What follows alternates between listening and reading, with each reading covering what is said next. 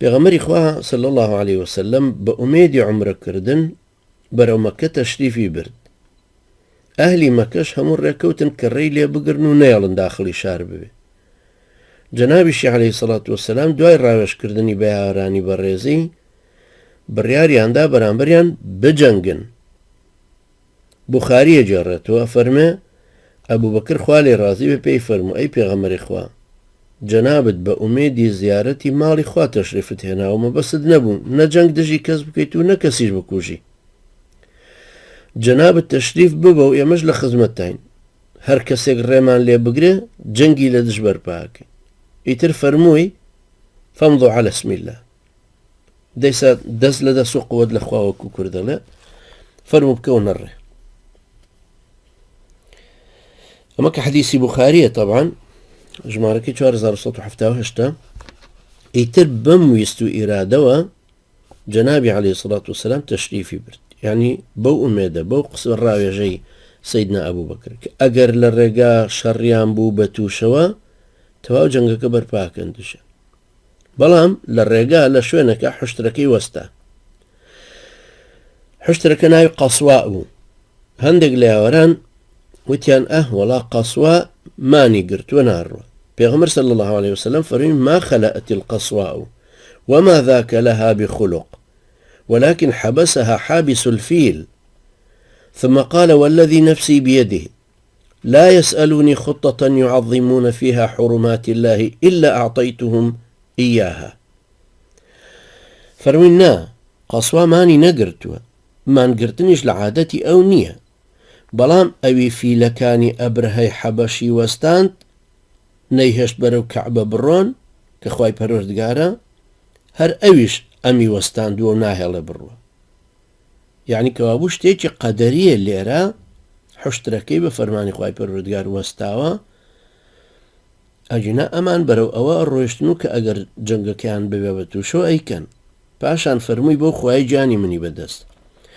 ئەمڕۆ قوڕیش هەر نەخشە و بەرنامە و پلانێکی هەبێ کە بەها پیرۆزەکانی خوای گەورە بە نرخ بناسێنێ حتمما بەدەنگیانەوە ئەچم و ڕازی ئەبم و لەگەڵیان ڕێکەوە.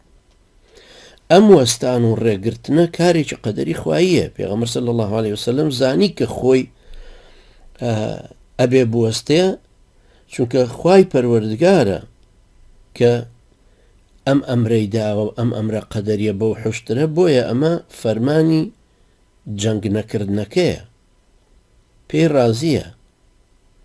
بۆیە ویست و ئیرادەی جەنابی عەلەیهی سەڵات وسەلام هاتە سەر قبوڵکردنی ئاشتی و ڕێکەوتن و کەوتە ناویشی. ئەوەشمان لەبیرەوە کە ئەم ئاەتە نەهاتۆتە خوارەوە. ئەم ئاەتە باسی لە سوورەی فەتحایە ئاەتی 25 دوای ئەم حادیسانە هەمووی هاتۆتە خوارەوە. ئەنجا دێنەوە سەری. ئەنجا کە ئەمەی فەرموو ئەگەر هەر پلانێکیان ببێ بۆ ڕێکەوتن ڕێکەوم لەگەڵیانە بەم شێوەیە ڕۆیشت کاروباریان. بەڵام لە دانیشتنەکانیان نابوون لەو شوێنە هەواڵ گەیشتە پێغەمبەری خوا عەلەیهی سەڵات وسەلام کە سەفیرەکەی کوژراوە. سەفیرەکەشی سەیدنا عوسمانی کوڕی عەفان بخوا لێ ڕازی بێ. لەمەوە دیسان ویست و ئیرادەی پێغەمبەری خوا عەلەیهی سەڵات وسەلام هاتەوە سەر جەنگکردن دژی قوڕیش. ئەمجارە کەوتە وەرگرتنی بەیعەتی جیهادکردن لە یاوەرەکانی. ئەمە بەیعەتی ڕەزوانە کە پێوتر بەیعەت ڕەضوان کە لە سیرەیە وا بەناوبانگ.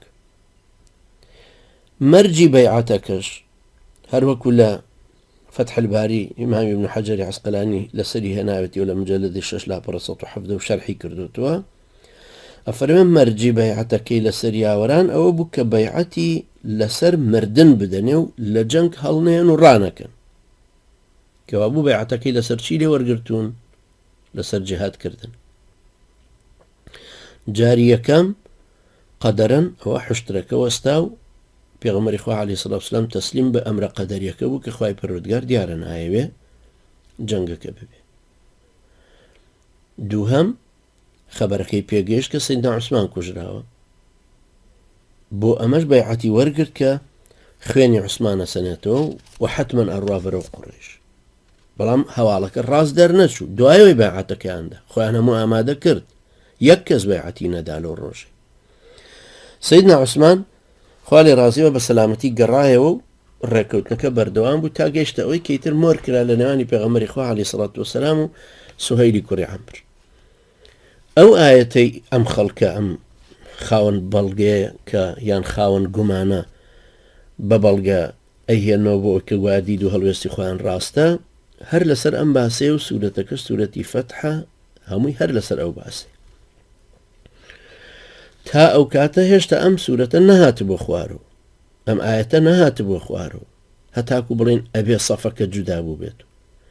چکە دوای تەواوبوونی ڕێکەوتن و دەرچوون لە ناوچەی حودەیبیە ئەنجا سوورەتەکە هاتە خوارێ. وەکو بینی پێغەمبەری خوا عەلەیهی سەڵات وەسەلام دوو جار عەزم و ویست و ئیرادەی هاتە سەرەوەی کە بکەوێتە جەنگەکەوە. یەکەم جاریان کە دوای ڕاوێژکردنەکە بوو بە یاوەرانی بەو ویست و مەبەستەوە کەوتە ڕێ، بەڵام حشترەکە وەستا. دووەم جاریان ئەو کاتە بوو کە هەواڵی شەهیدبوونی سەیدنا عوسمانی پێگەیشت و بەیعەتی لەسەر جیهاد و شەهیدبوونەکە لە یاوەران وەرگرت بە ئەمەلی ئەوەی کە ئەڕوا بۆ جەنگکردنەکە.